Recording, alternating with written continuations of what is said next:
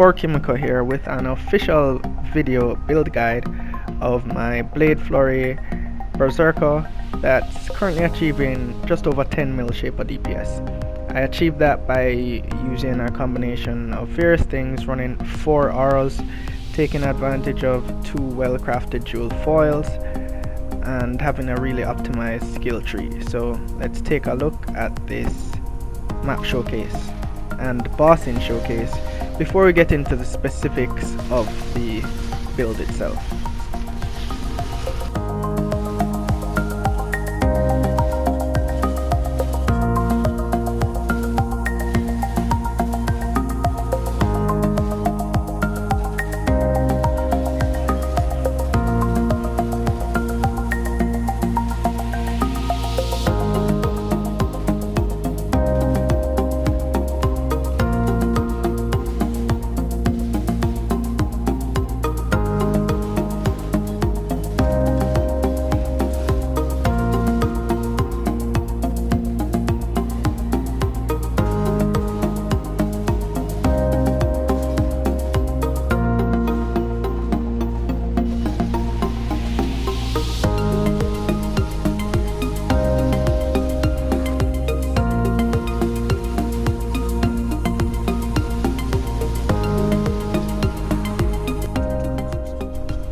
Alright, so just what is this build and how does it work?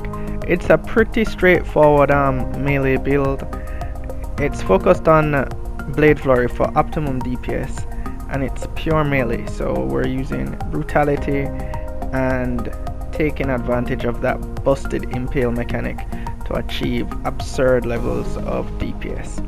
This is not a budget build, so don't go into it thinking that it is. So let's get over the links. We have Blade Flurry, and that's linked with Impale, with Brutality, Melee Fizz, Pulverize, and Fortify. So in our first foil we have Pride linked with Blood and Sand, and Enlightened Support level 3. In our second foil we have cast when damage taken setup, that's cast when damage taken, Immortal Call, and Assassin's Mark.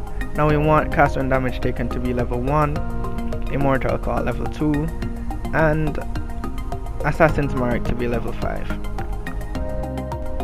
In our gloves we have Precision, Dread Banner, and Flesh and Stone linked with Maim. In our helmet we have Val Ancestral Warchief, Leap Slam, Blood Rage goes here, and Fast Attacks, that's linked to the Leap Slam and the Ancestral Warchief. Onto the gear itself, we have the first foil, Flaring, Multimod, Increased Fizz, Attack Speed, Crit Chance, Hits Can't Be Evaded, and Quality. Multimod again for the second one, Increased Fizz, Attack Speed, Hits Can't Be Evaded, the work. We've got a -7 mana cost Amulet. We've also got a -7 mana cost Ring. They just have resistances. The other ring is just for resistances with a bit of life. And this is the big boy. So we have a Maim chest that's supported by -15 total mana cost and has a ton of life. Star Chondras for helmet. You can pretty much use whatever you want for the helmet, and I'm using Belt of the Deceiver just so that I can get a source of Intimidate. For boots I'm using Calm's Roots, but you can pretty much use whatever you prefer. And for the gloves we just have a Titan Gauntlets with a ton of life and resistances. Nothing too special. Flask, we have Quicksilver Flask, everybody needs that. Diamond Flask for any crit build. Anti-freeze, increased duration Sulfur Flask. And then moving on, we have Lion's Roar, which is definitely a must. It's 25% more damage, and just to be on the safe side I always use at least 1 life flask, and this has crafted on it the anti-bleed and bleed removal. That's pretty much it for gear. moving on to the skill tree. So this skill tree is nothing special. It's pretty much a generic dual wield sword based impale crit build. So we just pick up crit wherever we can. We don't focus on accuracy any at all because enemies can't evade our attacks, so we don't need to worry about that. We do, however, need to worry about a form of defense, and our main layer of defense is dodging. So we go ahead and we pick up acrobatics, and then we move just a bit to the right, and we also pick up phase acro. Now the only thing else you really need to worry about, because it's an impale build and you want to ensure 100% impale chance, we're going to pick up swift skewering, and also to the left we're going to move over and pick up forceful skewering. To make us a bit tankier and also to do a bit more damage, we are going to pick up the fortify wheel, and that's it. For leeching, we do not pick up the duelist leech node, but we do move over to gladiator's perseverance and we pick up that. We do so much physical damage that we are able to leech a ton just from those 3 nodes in that cluster. Aside from that, we pick up dexterity wherever we can so that we can use the swords naturally, and we use 3 jewel sockets and life wherever possible. Now this build can currently and has done basically all content in game. I'm at level 91 as it stands, and the build can be considered complete, but really I would not consider it complete until about like 95, where I am able to pick up a bit more life nodes from the skill tree and get closer to 6k HP. In terms of ascendancies, we're definitely going to pick up flawless savagery, going to move over and pick up blitz. We are picking up crave the slaughter for rage, and that mitigates pretty much all of the slowdown you get from using comms roots. It has no movement speed, so if you're worried about am I too slow or anything like that, you are not. You're moving really fast most of the time just because you are a berserker. And then we are going to use our last 2 points to move over and pick up aspect of carnage. Now we take 10% increased damage, but we do 40% more damage, which is significant, especially when you're focused on just one source of damage like melee and impale. So the 10% increased damage really is not that bad. It's nothing at all like using an Abyssus, so you don't have to worry about spiky boys like porcupines and stuff. You dodge a lot of stuff.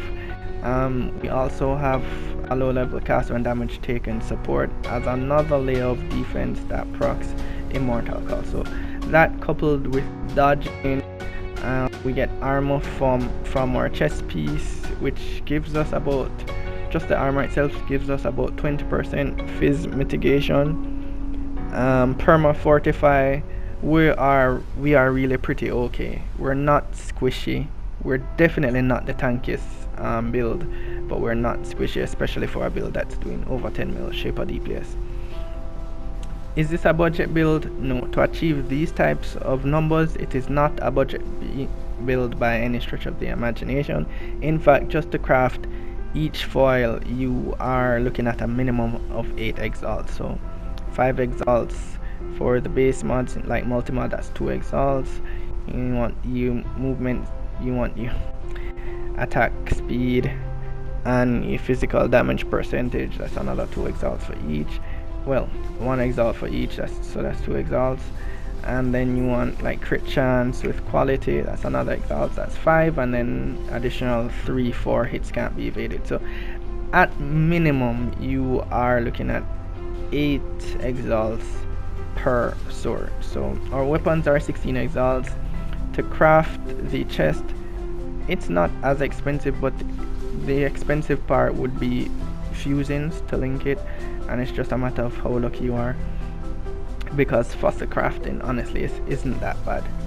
You pretty much get whatever you want, but MAME is a must, and to be able to run all skills freely, minus 15 mana cost is also a must, because that extra bit of mana that we can reserve for precision gives us about 3% additional crit chance, and that's really nice.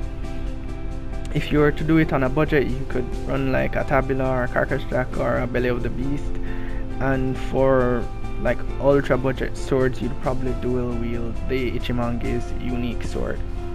But the basis of the build, we do a ton of damage from Impale, and being melee only, we just scale damage through melee and the use of the foils and all this expensive crafted stuff.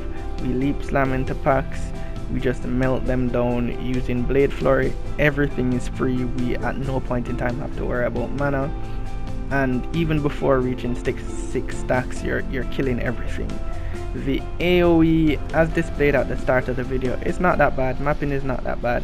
It can be really better if I ever switched to sand stance, but I pretty much only run in blood stance, so you can get way more AoE just by the press of a button.